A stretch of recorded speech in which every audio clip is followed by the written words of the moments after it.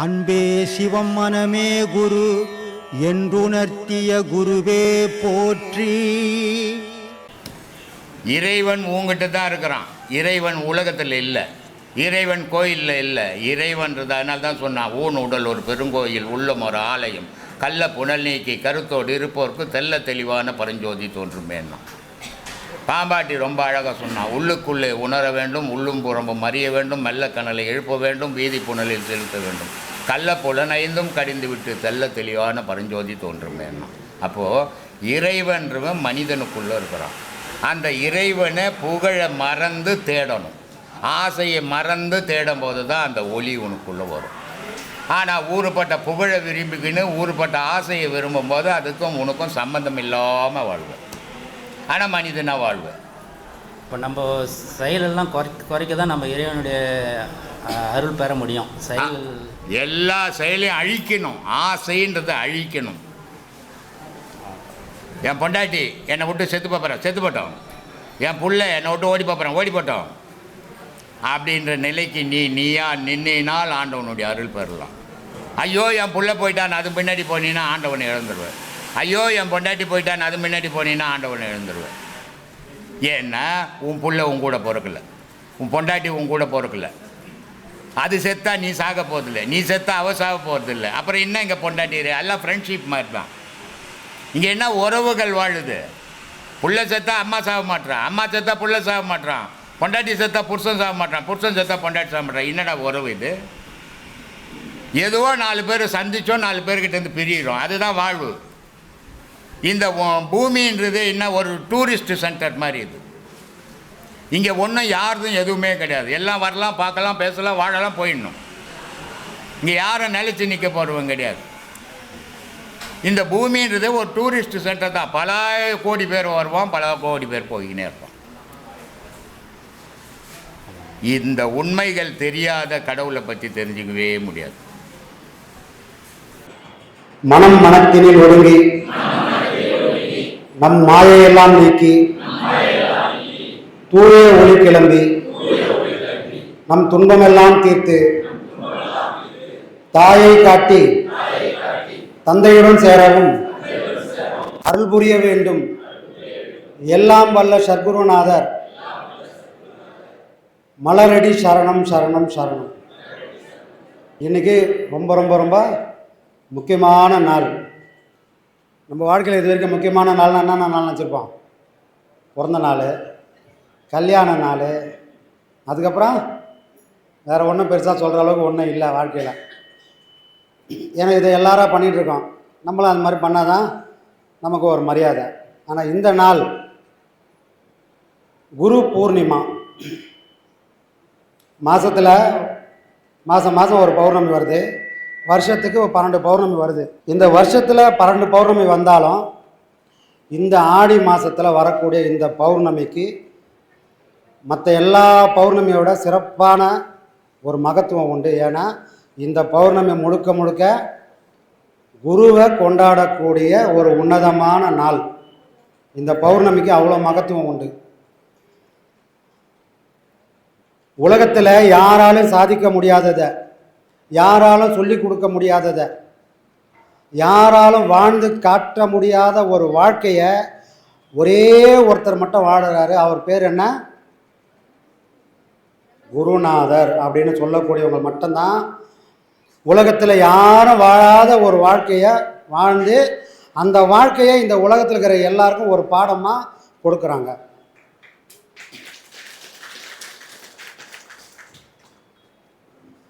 ஒரு குருவானவர் சொல்லிக் கொடுக்குறவர் இல்லை, தன்னை நம்பி வரக்கூடிய எல்லாரையும் தன்னை மாதிரி மாற்றக்கூடியவர். ஒரு மழை பெய்யுது, நல்லா கவனிச்சுங்க. வானத்திலிருந்து ஆகாயத்திலிருந்து மழை பெஞ்சு கீழே வந்து விழுது. இந்த மழை துளி மேகத்திலிருந்து கீழே வரும்போது அதை விட சுத்தமான ஒரு தண்ணி உலகத்திலே கிடையாது, அவ்வளோ சுத்தமாக வந்து விழுது. இவ்வளோ சுத்தமான வந்து விழுந்த இந்த தண்ணியானது ஒரு குட்டையில் போய் கலக்கும்போது சுத்தமாக இருக்குமா? அந்த குட்டை சுத்தமாக வந்த தண்ணியையும் எதுக்குமே உபயோகப்படுத்த முடியாத அளவுக்கு அது மாற்றிடும். அந்த குணம் ஒரு குளத்துக்கோ ஒரு குட்டைக்கோ உண்டு. இந்த மாதிரி சில குருமார்கள் இருப்பாங்க. தானும் கெட்டு தன்னை நம்பி பரிசுத்தமாக வரக்கூடிய சீடர்களையும் கெடுக்கக்கூடிய வேலைகளையும் ஒரு சிலர் பண்ணுவாங்க. அவங்க இந்த குளம் மாதிரியாக இருக்கக்கூடிய குருமார்கள். அதே தண்ணி ஒரு ஆற்றுல போய் கலக்குது, ஒரு ஆற்றுல போய் விழுது. அப்போ என்ன பண்ணோம்? அந்த ஆறு அந்த நீரையும் உள்ளே வாங்கிக்கும், ஆனால் அதோட ஓட்டத்தில் தானும் கலங்கிடும். மழை தண்ணி போய் ஆற்றுல போய் விழுந்தால் என்ன ஆகும்? தெளிவாக போகுமா? அதுவும் கலங்கிடும். அதை போல் வரக்கூடிய சீடர்களோட மனநிலைக்கு ஏற்றாமல் இவங்க மாறி தன்னோட கோலத்தையும் மாற்றிக்கிட்டு எது வாழ்க்கைன்னு வரவங்களுக்கு சொல்ல முடியாத ஒரு சூழ்நிலை ஒரு சில குருமார்களுக்கு ஏற்படும். இப்படியும் சில குருமார்கள் உலகத்தில் உண்டு. கோடியில் ஒருத்தர் அப்படின்னு சில குருமார்கள் இருப்பாங்க. இந்த குளத்து தண்ணி வந்தாலும் ஆற்று தண்ணி வந்தாலும் அது பரிசுத்தமாக வந்தாலும் எவ்வளோ கெட்டு போய் வந்தாலும் தன்னை நம்பி வந்த எல்லாரையும் தன்னை மாதிரி மாற்றக்கூடிய கடல் மாதிரி சில குருமார்கள் இருப்பாங்க. கடலில் கலக்கிற வரைக்கும் அவங்களோட அடையாளம் இருக்கும். கடலில் போய் கலந்த உடனே குளத்து தண்ணின்னு ஒன்று இருக்காது. அது எவ்வளோ சுத்தம் இல்லாத நீராக இருந்தாலும் அது கடல் எப்படி உப்பு கரைக்குதோ அந்த தண்ணியாக மாற்றிடும். கங்கை, யமுனை, காவேரின்னு எல்லா தண்ணியும் பரிசுத்தமாக வந்து விழுந்தாலும் அது அந்த குணத்தெல்லாம் மாற்றிட்டு கடலோட வடிவத்துக்கு ஏற்ற மாதிரி, கடலோட நீர் தன்மைக்கு ஏற்ற மாதிரி வர எல்லாத்தையும் மாற்றிடும். அதை போல் தன்னை நம்பி வரக்கூடிய எல்லாரையும் மாற்றக்கூடிய கடல் மாதிரி சிலர் கொடுப்பாங்க. அந்த ஒரு சிலரில் நம்மளுடைய குருநாதனும் ஒருத்தர். இதில் கடலுக்குன்னு ஒரு பெருமை உண்டு. மற்ற எல்லாமே மேடான நிலத்தில் இருக்கும். குளமாக இருந்தாலும் ஏரியாக இருந்தாலும் ஆறாக இருந்தாலும் எதுவாக இருந்தாலும் மேலேருந்து உற்பத்தியாகி கீழே வரும். ஆனால் எப்பவுமே கீழே இருக்கக்கூடியது எதுனா அந்த கடல். ஏன் அது மட்டும் கீழே இருக்குது? தன்னை உணர்ந்ததுனால தன்னை எப்பவுமே தாழ்த்தி வச்சுக்கிற கடல். அது ஒருவேளை தன்னை மறந்து தான் யாருன்ற நிதானத்தை இழந்து பொங்குனா என்ன ஆகும்? பிரளயம்தான் உருவாகும். அப்போ தன்னை உணர்ந்து கடல் எல்லாத்தையும் விட அடங்கி கீழே போய் கிடக்குது. தன்னை உணர்ந்தவங்களும் எந்த காம்ப்ரமைஸும் பண்ணாமல் தன்னை அடக்கி நான் ஒன்றுமே இல்லைப்பான்னாங்க. அதை தான் வாழ்நாள் ஃபுல்லாக நம்மளோட குருநாதர் நான் ஒன்றும் இல்லைப்பா எல்லாம் அவன்தான். தன்னை உணர்ந்தோரே தன்னை மறைப்பார், தன்னை உணராதோர் தன்னை காட்டுவார். அப்போது தன்னை அறியக்கூடிய வழியை தேடி இங்கே வந்திருக்கிற நாம் எல்லாரும் முதல்ல செய்ய வேண்டிய வேலை தான் என்ற அந்த ஆணவத்தை தூக்கி போட்டுடணும். தூக்கி போட முடியல சாமி, அதுக்கான வழி தெரியல அப்படின்னால் கூட, தூக்கி போட முடியலன்னா தெரியலனா கூட அதை தலைக்கு கொண்டு போகாமல் உங்கள் காலுக்கு செருப்பாக வச்சுக்கோங்க. அப்போ அது எந்தக்கும் உயிர் வராமல் உங்களுக்கு ஒரு பாதுகாப்பாகவே இருக்கும். நான் என்ற ஒரு உணர்வு, நான் என்ற ஒரு எண்ணம் இல்லைன்னா ஆன்மீகமும் இல்லை, சராசரி குடும்ப வாழ்க்கை யாராலும் பண்ண முடியாது. நான் என்ற ஒன்று மட்டும்தான் எல்லாரையும் உந்தி தள்ளிக்கின்னு இங்கே வர வச்சிருக்குது. நிறைய பேரை, கோடிக்கணக்கான பேரை இங்கே வராமல் பார்த்துக்கிறதும் அதே நான் தான். ரெண்டுத்துக்கும் காரணமான பொருள் ஒரே பொருள், அந்த ஒரு பொருள் நான் தான். நான் யாருன்னு தேடக்கூடிய உணர்வு உண்டு பண்ணுறதும் அந்த பொருள் தான். விழ வேண்டிய அடி விழுந்தால் தேட வேண்டியதை தேடி அந்த உயிர் பயணம் பண்ணும். அடி விழலை, அனுபவம் இல்லை, அறிவும் வரலை, அது எப்போவாது குருவை தேடுமா? தேடாத.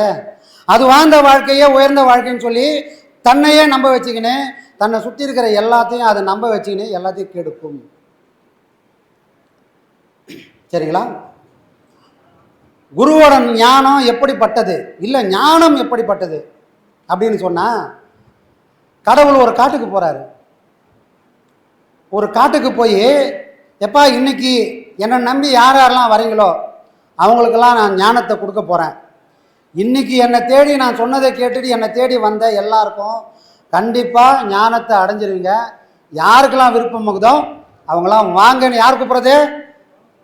கடவுள் கூப்பிட்றாரு. அந்த காடுன்னா எவ்வளோ மிருகம் இருக்கணும், ஆனால் யாரும் போகல. கடவுள் சலிப்பாகி உக்காந்துருக்காரு. என்னப்பா நம்ம கூப்பிட்றோம், யாரு கூட வரலையானே. அப்போ என்ன பண்ணுறாங்க, ஒரு 5 பேர் வராங்க. யார் அந்த 5 பேர்? ஒரு பறவை வருது. கடவுள் கூப்பிட்றாரு, நம்ம போகாமல் இருந்தால் நல்லா இருக்குமா அப்படின்னு என்ன பண்ணுது, ஒரு பறவை வருது.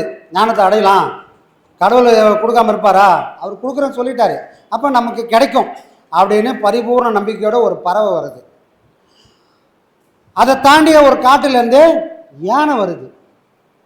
அதுக்கப்புறம் ஒரு சிங்கம் வருது. அதுக்கப்புறம் ஒரு பூனை வருது. அதுக்கப்புறம் ஒரு கோழி வருது. இந்த 5 பொருள் ஜீவன் மட்டும்தான் இறைவன் சொன்ன பேச்சை கேட்டுக்கிட்டு அவரே கதின்னு வந்து நிற்குது. இறைவன் என்ன பண்ணுறாரு, எல்லாரையும் வரிசையாக உட்கார வச்சுட்டு எல்லாருக்கும் ஒரே ஞானத்தை கொடுக்குறாரு. மாற்றி மாற்றிலாம் கொடுக்கல. கோழிக்கு ஒரு மாதிரியாகவும், பூனைக்கு ஒரு மாதிரியாகவும், சிங்கத்துக்கு ஒரு மாதிரியாகவும், யானைக்கு ஒரு மாதிரியாகவும், பறவைக்கு ஒரு மாதிரியாகவும் கொடுக்காம எல்லாருக்குமே ஒரே மாதிரியான ஞானத்தை கொடுக்குறாரு. இப்போ அந்த ஞானத்தை இவங்க அடைஞ்சிட்டாங்க. இந்த 5 பேரும் அடைஞ்சிட்டாங்க. இப்போ இவங்க எல்லாரும் ஊருக்குள்ளே வராங்க. அவங்க ஊருக்குள்ளே, நம்ம ஊருக்குள்ளே இல்லை, அவங்க ஊருக்குள்ளே திரும்ப வராங்க. இறைவன்கிட்ட நேரடியாக ஞானத்தை வாங்கிட்டு இப்போ வந்து நிற்கிறாங்க. இப்போ இந்த ஞானத்தை எப்படி மற்றவங்களுக்கு சொல்லுவாங்க? இறைவன்கிட்ட அடைஞ்ச ஞானத்தை எப்படி சொல்லுவாங்க?